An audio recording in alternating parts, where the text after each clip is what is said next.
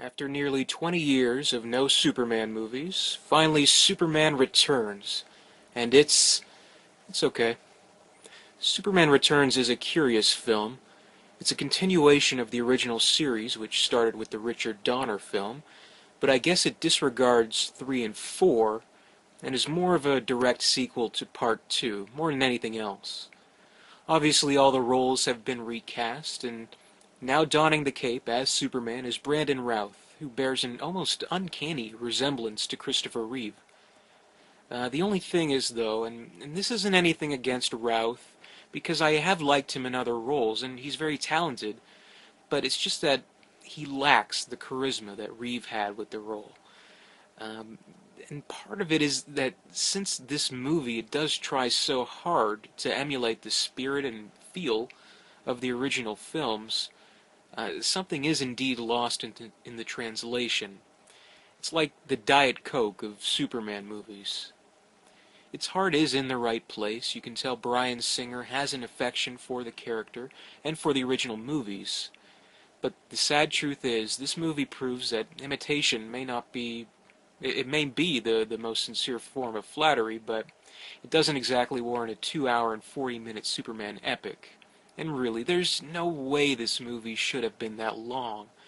It drags on in so many areas.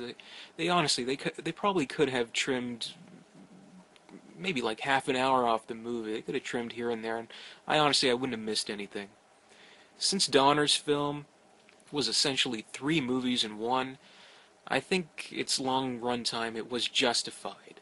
Superman Returns, however, is just plainly and simply one movie with one story to tell, and it drags on far too long, and it does overstay its welcome. I really don't want to badmouth this movie because I do like it.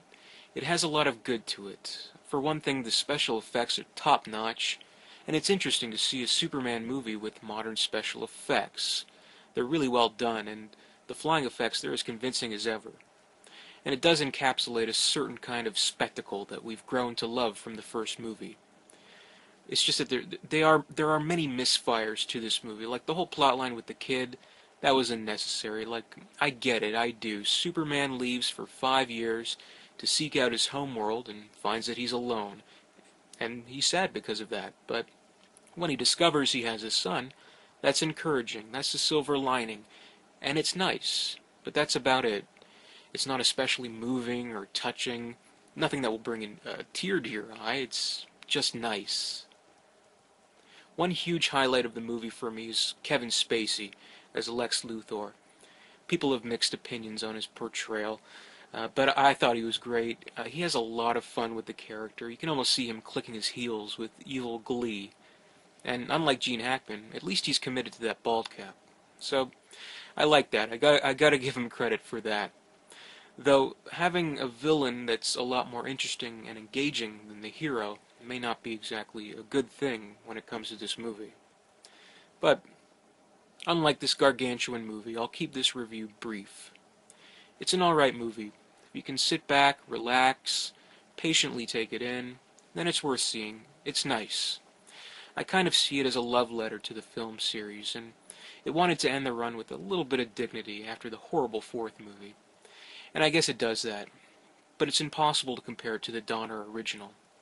The choice between watching this and the first is no choice at all, and you can accept no substitutes.